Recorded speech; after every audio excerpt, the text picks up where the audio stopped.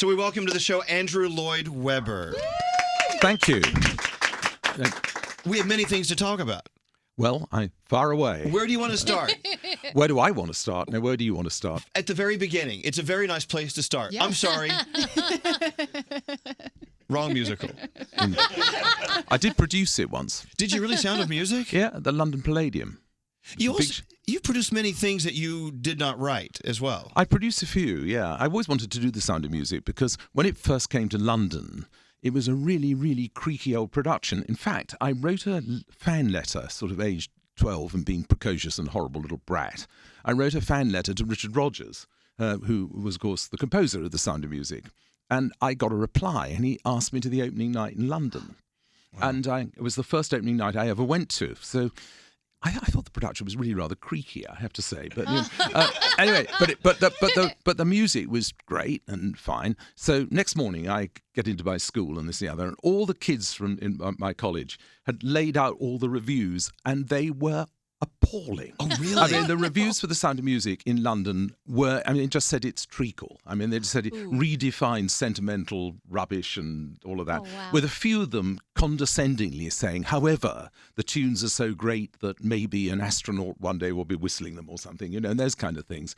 And I always remember the first lesson in creative advertising for the theatre was there was one review that said, if you were diabetic, craving extra sweet, sickly things, take a load of extra insulin and you will not fail to thrill to The Sound of Music. And outside the theatre, a sort of wonderful victory for Richard Rodgers was, for 8 years, you will not fail to thrill to The Sound of Music. Oh, my God. But then, and this is an interesting question, I need an answer for you. When Sound of Music went to the screen with Julie Andrews, what is your thought of beautiful stage productions that go to the screen and go to film?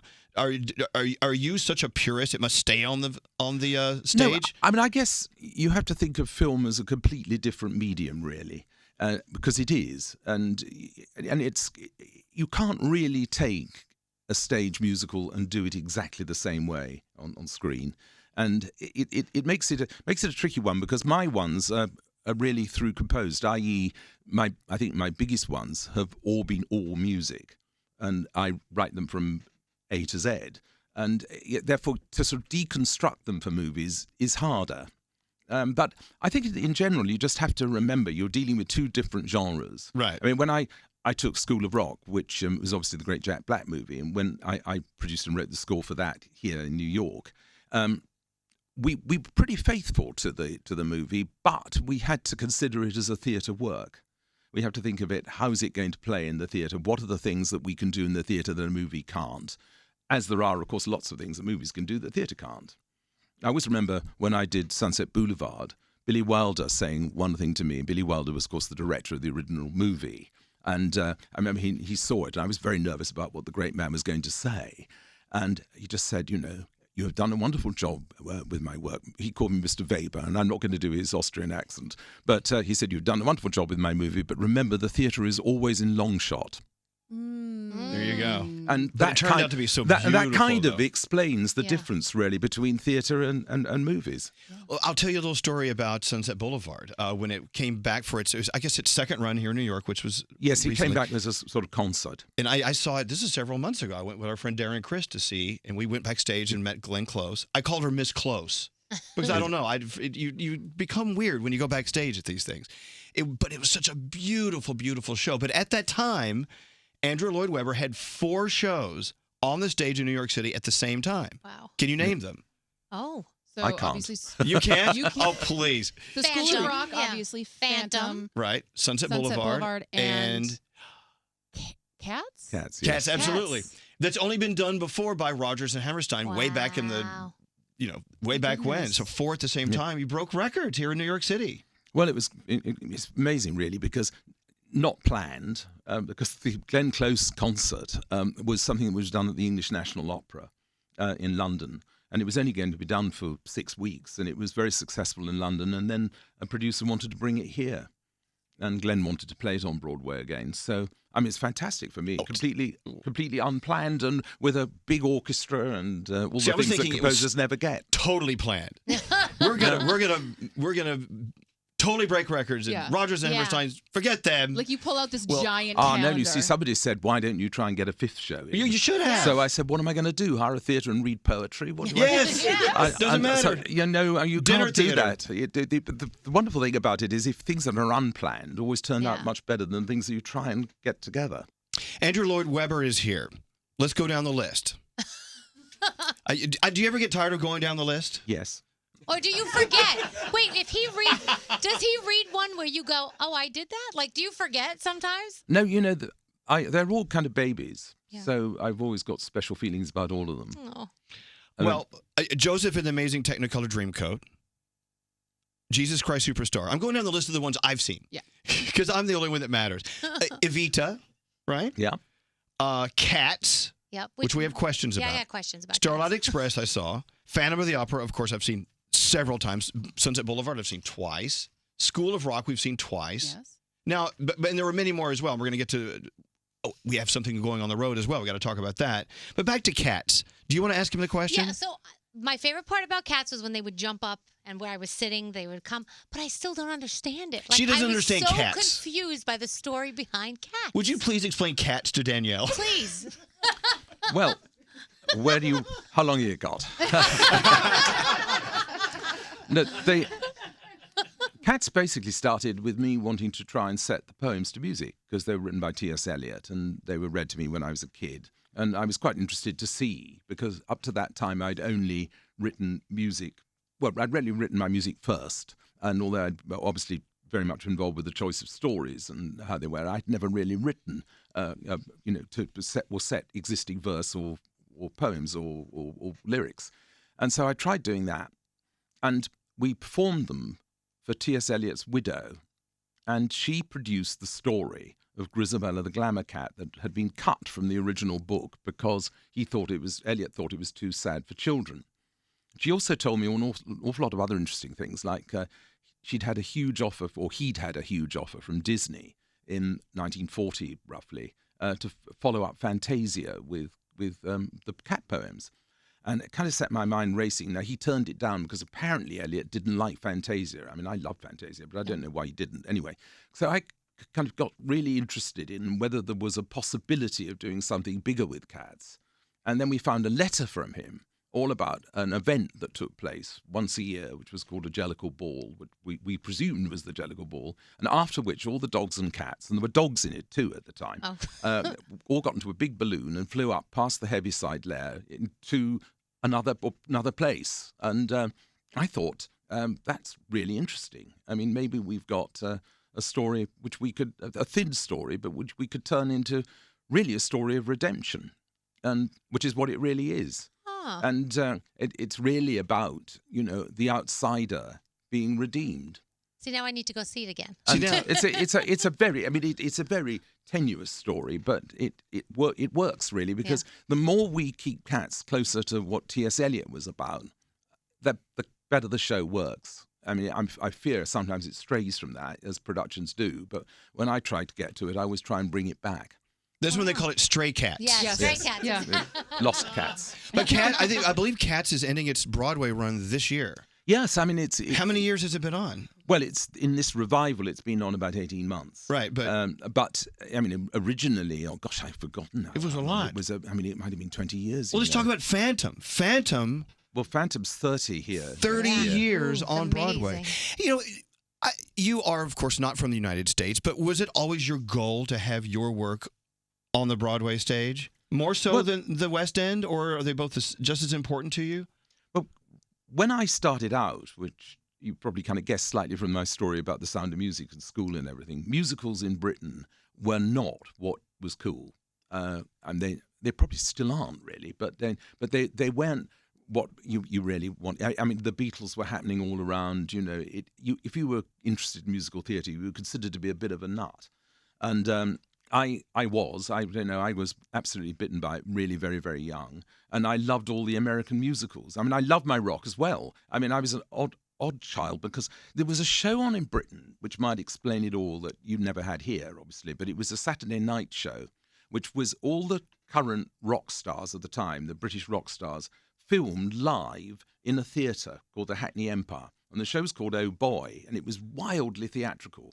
And I remember when I was about 9 years old watching this, and there'd be camera shots swooping over the back of this old building down onto the stage, and it was the first time rock had ever been staged in any kind of way. So when I was a kid, the idea of rock and theatre were completely intertwined. It never occurred to me that there couldn't be rock and theatre, and that musicals were in some kind of backwater somewhere. I just loved Rodgers and Hammerstein, and I love rock, and I love rock and theatre. And it never, ever occurred to me that there was anything that stopped the two from being one and the same. And so when I started writing, I obviously absorbed kind of rock and all the influences that were around me, because I never, ever thought that there were two kinds of music. And wow. Was it my ambition? Of course, to be a kid and you'd want to get a show on in the West End was great enough, but of course, the first show of mine ever to did in fact get on Broadway, which was Jesus Christ Superstar. Right. But that's another story, because the production of Superstar in New York was, I think the opening night, that was probably the worst night I can ever remember. Because Why is that? I hated the production. Oh, dear. I loathed it. And as as the creator, you don't have really much of a creative input into the production not when you're itself. sort of age 21, 22, and it's been. You see, the thing with Superstar is that Tim Rice and I could not get anybody interested in producing it in the theatre. Nobody would touch it. They thought the idea of doing a musical about Jesus Christ was complete no-no. But we did persuade a record company, i.e. MCA Records in those days, to record it. And so the whole thing was recorded as rather like a musical kind of radio play, if I can make it, if that makes any sense at all, because as it had to be recorded and that was the only way anybody could hear it, the story had to make complete sense if you just listened to it, and you had to imagine the rest. And it was, in America, a vast hit. Huge. It was absolutely huge. It's one of the first theatrical experiences I remember as a kid coming to New York. And then it was then done in arenas where it was brilliant, because it was just the music and it was just done in concert, basically. But the Broadway production, was as wrong as a production as it could possibly have been. It's one of the sad stories, really. It was Robert Stigwood, who was in many ways a great producer, but he wanted Tom O'Horgan, who directed Hair, to do it. And he came up with this really vulgar, completely alien to the piece. The production was just not good. And I often wonder if Hal Prince, who funnily enough wanted to direct it, but I didn't know that at the time. Can you imagine? Oh, Well, that would have been amazing. I often wonder, whether my career would have been very, very different if Hal Prince had directed Jesus Christ on Superstar, Jesus Christ Superstar on Broadway, because you just never know these things. Yeah. It might not have worked. It might have been incredible. Yeah. I rather think it would have been incredible. So when you sit down to write, to create these incredible pieces, you don't have in your mind, well, this is going to be huge, they're going to love this. You just sit down and write, and this thing is born, and then fingers crossed. The moment you sit down and say, I am going to write a cast iron hit musical, you might as well give up. Yeah. There is no formula. There is, if you really, really think about it, and you think of the three hits on Broadway right now, if 10 years ago somebody had said, I'm going to do in hip-hop the story of a founder father of America, you might have looked a little quizzical. Right. And, if you really said, we're going to look at social alienation through social media and Evan Hansen, you might have thought, that's not a great subject. If you really thought doing a musical about cats was a good idea, you might have thought the guy was fairly insane.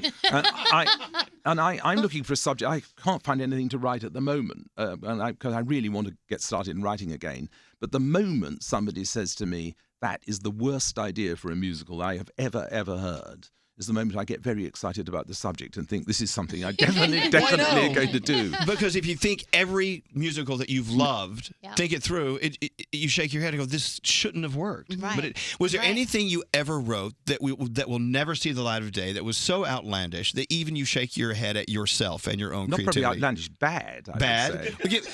Well, Andrew, is there something, top of mind that you're thinking, oh, Well, I must say, the follow-up to Joseph that Tim Rice and I wrote, which was performed by, because Joseph was originally written for a school, and that was where it was first performed, and the same master at the same school did perform its follow-up, and I have to say that that one performance of that work was probably enough. Right. Now, this was a piece called "Come Back, Richard, Your Country Needs You," and it was about the story of the English king Richard the Lionheart. And I don't think we need to bother the American listener with too much about this tale, but let me tell you, it was appalling. A stinker. And I've just been sort of writing my autobiography, and I found some of the lyrics and the music for this, and the less said about it, the better. Oh. Do you go to other shows now and sit there and go, oh, why do people like this? This is not good. I normally see if a musical's a big hit, Yeah. why people like it, even if I don't particularly like it myself. Right. Did you see Hamilton?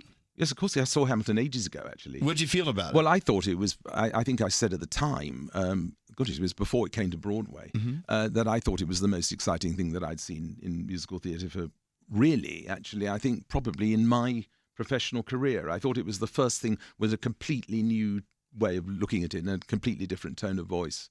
And I'm an enormous fan of it. I've met Lin-Manuel several times now. In fact, we did a little interview together in a theatre in London, which was great fun. We're just talking about music. And, he's a true one-off brilliant talent.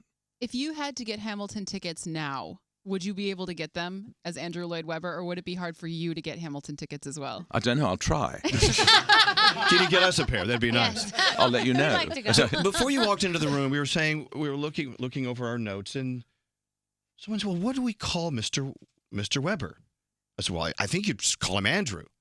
And then I was reminded that do you have the chronological look at who you have been and when? Yeah, so you've earned many titles over the years, and so there's actually a portion of your Wikipedia page that says how to address you year by year. So, Are you familiar with this? No. You need to know how to address yourself. I'm listening. Okay, so from 1948 to 1992, you were Mr. Andrew Lloyd Webber. Yes, yeah. From 1992 to 1997, you were Sir Andrew Lloyd Webber. From 1997 to today, we should call you the Right Honourable the Lord Lloyd Webber. Yes, you try saying Lord Lloyd Webber. Lloyd Webber. Does that blow your mind? No, I just tell people to call me Andrew. It's much easier. I can't say, Lord Lloyd Webber. You How's have your to try. mail addressed? What does your mail say? Well, I just I long forgot about it. I mean, it was quite interesting going into the House of Lords. It was a great, in its day, 20 years ago, was a great honour. It's much changed now, but it was sort of not political in those days. And I could go in there and talk about the arts. And the great subject that I'm passionate about is education and music, because I think one of the reasons I was very drawn to the story of School of Rock is that, I mean, music is the most incredibly empowering force for young people. It goes right across all forms of class, gender, race, everything. And music is the great common denominator. And I found that a really fascinating story to write about how kids can come out of themselves through music. And I regard music and education as the absolutely vital thing. So I've been able to use my little time in the House of Lords occasionally to make a bleat about that. Not that it goes very far, but it's worth doing. No, it does go far. And Well, you are making changes. And here in America, we have like VH1 Honors. We have different organizations. Oh, that yes. I mean, I think one could do so. What I mean is that in somewhere like the House of Lords, there are a few people who agree, and of course, getting government to change its ways is very there the difficult. government. What about the Queen? The Queen must agree with you. Yes, but she has no power. Oh, well, No. she's just the Queen. It's just the Queen. The Queen is probably much more in tune with you about her dogs. They're fabulous corgis. Yes, she had loads of them. She's got like Dogs and horses. are her hundreds of thousands of corgis running around. Do you ever hang out with Queen Elizabeth? I met her. Yeah. You've never had a cocktail with the Queen? I may have done. Okay. Is she as funny? People say she's very funny. Like, she has a very witty sense of humor. Have you seen that side of her? I have been very lucky to have sat next to her on the odd occasion. Yes, and no, the Queen is very, very brilliant in that she is the Queen, and she will never let that be forgotten. But she is also a very, very warm person, and one of the things that I think she's been most proud about is the Commonwealth. I mean, she's been passionate about that, and I think behind the scenes where she's been able to make quite a lot of difference is in promoting, really quite early on in her reign. You've got to remember, she was only in her early 20s when she became queen. And there was quite a lot of establishment against her. And I think she was very passionate about what was happening to the Commonwealth at that time. But, I've been lucky enough to have met her 2 or 3 times, sort of in a quite intimate situation, and where we quite had sort of dinners and things. But you can't pick up your phone and just go, is it under the Queen? Is it under Q? No, but I could. But her real love, is horses and racing. Mm-hmm. And I've met her quite a few times through that. I bet she was nervous meeting you. I don't think I think she meets so many people. I think you made her. I think nervous. the most incredible thing about somebody like that is that their ability to remember who people are. Right. Yeah. But you consider the hundreds of thousands. I mean, possibly millions of people she's met over the years. Yeah. Are you fascinated at all with the differences between all of us in the U.S. and, of course, people from your homeland? I mean, there is such a vast difference, but yet so many similarities between Brits and the Americans. But is there anything that we do that you actually are intrigued by? Is there anything we do that actually just disgusts you and you don't understand? Because we're willing to answer any questions you may have. Now, what I think is interesting, though, is the difference sometimes in humour and language.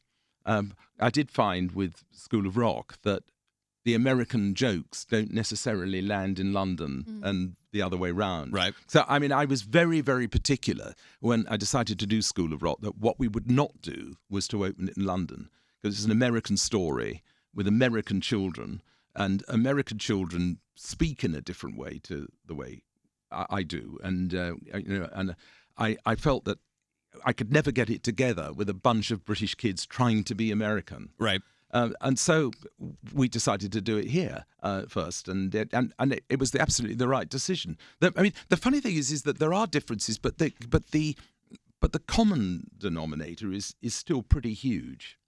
I mean, and I do find maybe because I'm working in musical theatre, that the language of musical theatre is more or less exactly the same. Bethany and I saw School of Rock together. We did. I love that they have to announce at the beginning that the children are actually playing the instruments, because they're so good. Well, people don't believe it. Yeah. People don't believe, particularly now, of course, everything's done by radio, as it were, and there aren't guitar leads for everybody to fall over. So people wonder if they are playing, but of course they are. They're incredible. They're fantastic. Yeah, they're so talented. Love Never Dies. Let's talk about that. They say it's the sequel to Phantom. Touring North America. Are we ever going to see it here in New York? Well, I'm going to go and see it in Detroit any minute, which is. But we're not in Detroit. Opens. I know. We're here. I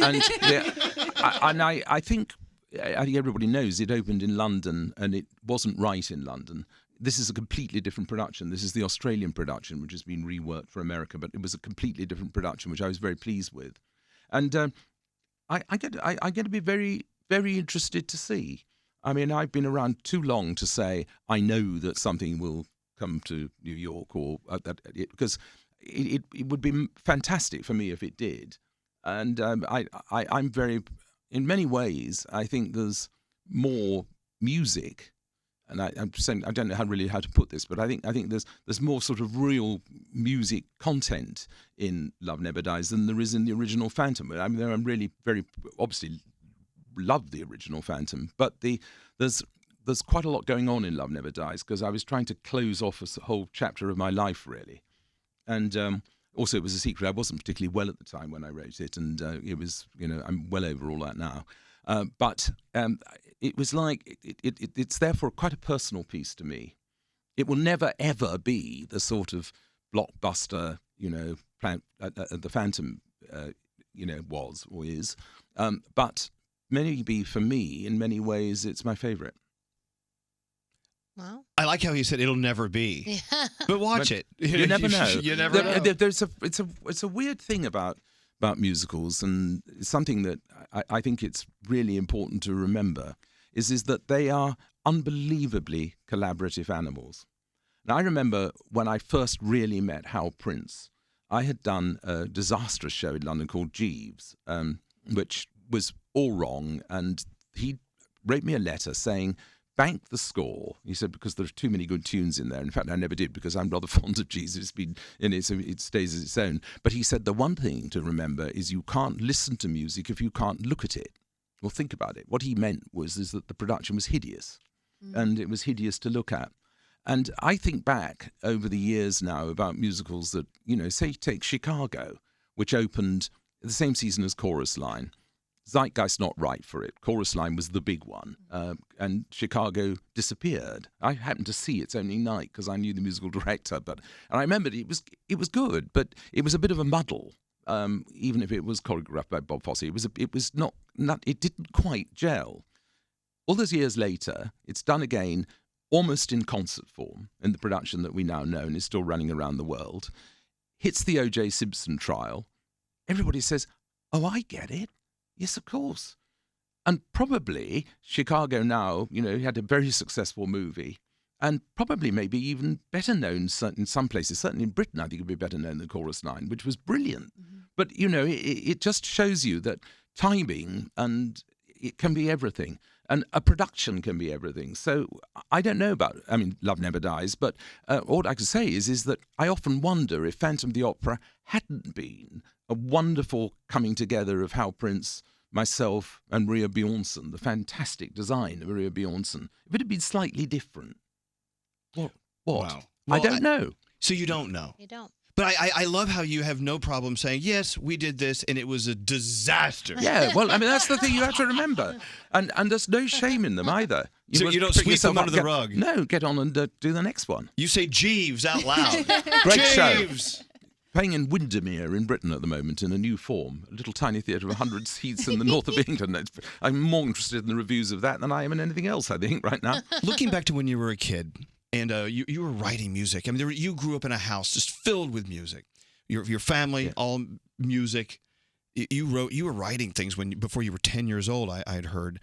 But when it came to seeing theater, musical theater, what was it that really just grabbed you by the heart? And it's probably the same thing that grabs us by the heart every time we go see a musical on Broadway or on the West End. What is it about these musicals that we just love? Well, the first theatre I saw, and like a lot of kids in Britain, I was taken to the Christmas pantomime, which you don't really have here in the same way. But the London Palladium was where they used to do it was always the big stars of the day, and Aladdin, which was it was a pantomime to Britain, or Dick Whittington, or Cinderella, or whatever it was.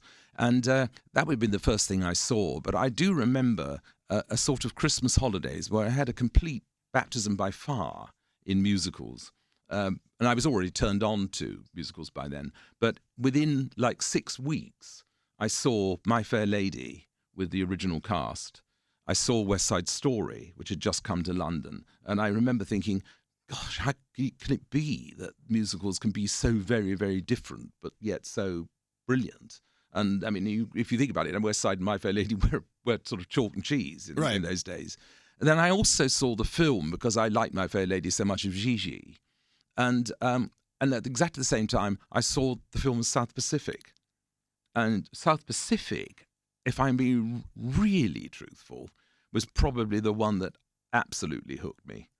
And I don't know why, but it was fun. But there was romance, and there was. Well, it was a much better movie than people say it was. It always had a bit of a thing, but it's the South Pacific album. There's a thing for a radio show. Is the only album ever to have been #1 in the charts in Britain for a full calendar year. Really? Really? Those were the days when musicals were the rock charts Don't or the we pop sing charts. some of those songs? Oh, on we the sing.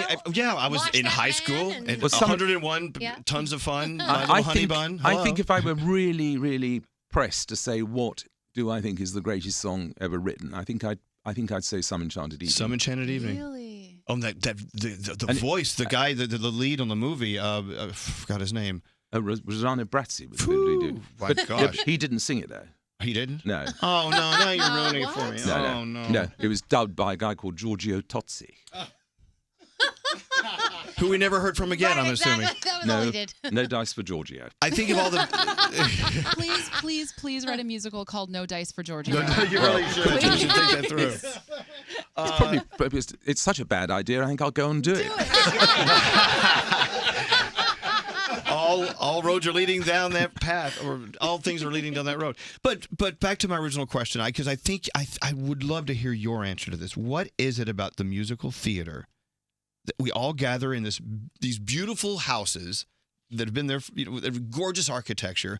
The orchestra comes up, swells. You hear a little tidbit of, all the songs in the musical. This is old school way of doing it, I guess. Yeah. They still do it this way, right? And then the musical starts. There's something about it that just grabs us by the heart. What do you think that is? I don't know. I think that there is something always extraordinary in the live theatre experience, which you obviously, by definition, can't get from anywhere else. I mean, any performance is going to be slightly different, isn't it? Then there's always the feeling that you're in real contact with real people. And I mean, particularly if you're in a great theatre where there's real contact with the stage, there's nothing quite like it. I mean, I always think it's very strange for me. I because I love theatre so much, I got the opportunity to buy some of the West End theatres, and I run them absolutely not for profit. Every single penny that they make goes back into the buildings themselves. And one of the theatres I own is the London Palladium, which is the theatre that I first went to. Wow. And I sometimes go and stand on that stage, and I look at the relationship between that theatre and the audience. And I don't know of any other theatre really that I've ever been to where that relationship in quite that way exists. Because it's a big theatre, it's 2,300 seats, it's bigger than any Broadway houses. But yet you feel, if you're standing on that stage, that you're in contact with every single seat in the house. And I sometimes say to people, if you really want to know what the magic of theatre is, just go and stand on that stage, which was the stage that I saw when I was a 7-year-old boy, and you'll get it. That's beautiful. And I don't know how else to describe it. I mean, some people don't really like musicals. I mean, some people are absolutely passionate about them. I mean, I am passionate about them because I think that they're a form in which you can really do absolutely anything. And really, if you wanted to quote anybody about what really is the answer or the secret to a hit musical, you can do better than quote Some Enchanted Evening. You can say, fools give you reasons, wise men never try. That's the last line for Some Enchanted Evening. Fools give you reasons. Said the guy who wrote Cats. Fabulous. Well, look, keep in mind, Love Never Dies. It starts in Detroit, and it's going to be touring all around the country. And I predict it's going to end up right here in New York City in its own theater. But I'm just saying, I hope I'm not jinxing this. Now, Unmasked, in conjunction with your 70th birthday, coming out early next year, I cannot wait to read this.